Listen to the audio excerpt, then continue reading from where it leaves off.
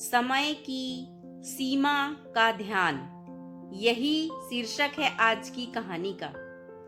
एक धन संपन्न व्यक्ति अपनी पत्नी के साथ रहता था, पर कालचक्र के प्रभाव से धीरे धीरे वह कंगाल हो गया। उसकी पत्नी ने कहा कि संपन्नता के दिनों में तो राजा के यहाँ आपका अच्छा आना जाना था, क्या विपन्नता में वे हमारी मदद नहीं करेंगे, जैसे श्री कृष्ण ने सुदामा की थी। पत्नी के कहने पर वह भी सुदामा की तरह राजा के पास गया। द्वारपाल ने राजा को संदेश दिया कि एक निर्धन व्यक्ति आपसे मिलना चाहता है और स्वयं को आपका मित्र बताता है। राजा भी श्री कृष्ण की तरह मित्र का नाम सुनते ही दौड़े चले आए और मित्र को इस हाल में देखकर द्रवित होकर बोले कि मित्र, बताओ मैं तुम्हारी क्या सहायता कर सकता हूँ। मित्र ने सकुचाते हुए अपना हाल कह सुनाया। चलो, मैं तुम्हें अपने रत्नों के खजाने में ले चलता हूँ। वहां से जी भरकर अपनी जेब में रत्न भरकर ले जाना, पर तुम्हें केवल 3 घंटे का समय ही मिलेगा। यदि उससे अधिक समय लोगे तो तुम्हें खाली हाथ बाहर आना पड़ेगा। ठीक है, चलो।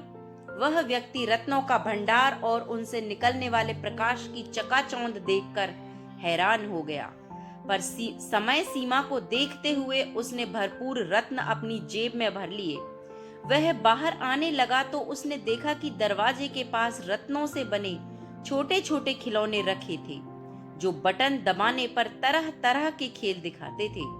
उसने सोचा कि अभी तो समय बाकी है, क्यों न थोड़ी देर इनसे खेल लिया जाए। पर यह क्या, वह तो खिलौनों के साथ खेलने में इतना मग्न हो गया कि समय का भान ही नहीं रहा। उसी समय घंटी बजी, जो समय सीमा समाप्त होने का संकेत था, और वह निराश होकर खाली हाथ ही बाहर आ गया। राजा ने कहा, मित्र, निराश होने की आवश्यकता नहीं है। चलो, मैं तुम्हें अपने स्वर्ण के खजाने में ले चलता हूँ। वहां से जी भरकर सोना अपने थैले में भरकर ले जाना, पर समय सीमा का ध्यान अवश्य रखना। ठीक है। उसने देखा कि वह कक्ष भी सुनहरे प्रकाश से जगमगा रहा था। उसने शीघ्रता से अपने थैले में सोना भरना प्रारंभ कर दिया। तभी उसकी नजर एक घोड़े पर पड़ी, जिसे सोने की काठी से सजाया गया था। अरे, यह तो वही घोड़ा है जिस पर बैठकर मैं राजा साहब के साथ घूमने जाया करता था। वह उस घोड़े के निकट गया, उस पर हाथ फिराया और कुछ समय के लिए उस पर सवारी करने की इच्छा से उस पर बैठ गया। पर यह क्या, फिर से समय सीमा समाप्त हो गई और वह अभी तक सवारी का आनंद ही ले रहा था। उसी समय घंटी बजी, जो समय सीमा समाप्त होने का संकेत थी, और वह घोर निराश होकर खाली हाथ ही बाहर आ गया। राजा ने कहा, मित्र, निराश होने की आवश्यकता नहीं है। चलो, मैं तुम्हें अपने रजत यानी कि चांदी के खजाने में लेकर चलता हूँ। वहां से जी भरकर चांदी अपने ढोल में भरकर ले जाना, पर समय सीमा का ध्यान अवश्य रखना। ठीक है, उसने कहा। उसने देखा कि वह कक्ष भी चांदी की धवल आभा से शोभायमान था। उसने अपने ढोल में चांदी भरनी आरंभ कर दी। इस बार उसने तय किया कि वह समय सीमा से पहले बाहर आ जाएगा, पर समय तो अभी बहुत बाकी था। दरवाजे के पास चांदी से बना एक छल्ला टंगा हुआ था। साथ ही एक नोटिस लिखा हुआ था कि इसे छूने पर उलझने का डर है। यदि उलझ भी जाओ तो दोनों हाथों से सुलझाने की चेष्टा बिल्कुल ना करना। उसने सोचा कि ऐसे उलझन वाली बात तो कोई दिखाई नहीं देती, बहुत कीमती होगा, तभी बचाव के लिए लिख दिया होगा। देखते हैं कि क्या माजरा है।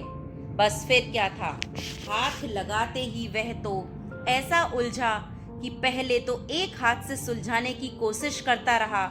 जब सफलता न मिली तो दोनों हाथों से सुलझाने लगा, पर सुलझा न सका। और उसी समय घंटी बजी, जो कि समय सीमा समाप्त होने का संकेत थी, और वह निराश होकर खाली हाथ ही बाहर आ गया। राजा ने कहा, मित्र, कोई बात नहीं, निराश होने की आवश्यकता अभी भी नहीं है। अभी तांबे का खजाना बाकी है। चलो, मैं तुम्हें अपने तांबे के खजाने में ले चलता हूँ। वहां से जी भरकर तांबा अपने बोरे में भरकर ले जाना, पर समय सीमा का ध्यान अवश्य रखना। ठीक है, मैं तो जेब में रत्न भरने आया था और बोरे में तांबा भरने की नौबत आ गई। थोड़े से तांबे से तो काम नहीं चलेगा। उसने कई बोरे तांबे के भर लिए। भरते भरते उसकी कमर दुखने लगी, लेकिन फिर भी वह काम में लगा रहा। विवश होकर उसने आसपास सहायता के लिए देखा। एक पलंग बिछा हुआ दिखाई दिया। उस पर सुस्ताने के लिए थोड़ी देर लेटा तो नींद आ गई और अंत में वहां से भी खाली हाथ ही बाहर निकाल दिया गया। क्या इसी प्रकार हम भी अपने जीवन में अपने साथ कुछ नहीं ले जा पाएंगे? बचपन खिलौनों के साथ खेलने में, जवानी विवाह के आकर्षण में और गृहस्थी की उलझन में बिता दी। बुढ़ापे में जब कमर दुखने लगी तो पलंग के सिवा कुछ दिखाई नहीं दिया। समय सीमा समाप्त होने की घंटी बजने वाली है। संत कहते हैं, सावधान सावधान, यूं ही आता रहा यूं ही जाता रहा, 184 के चक्कर लगाता रहा। क्यों ना पहचान पाया तू श्वासों का मोल, अपना हीरा जन्म यूं गंवाता रहा। मित्रों, कहानी अच्छी लगी हो तो लाइक करें और चैनल को सब्सक्राइब जरूर करें। धन्यवाद।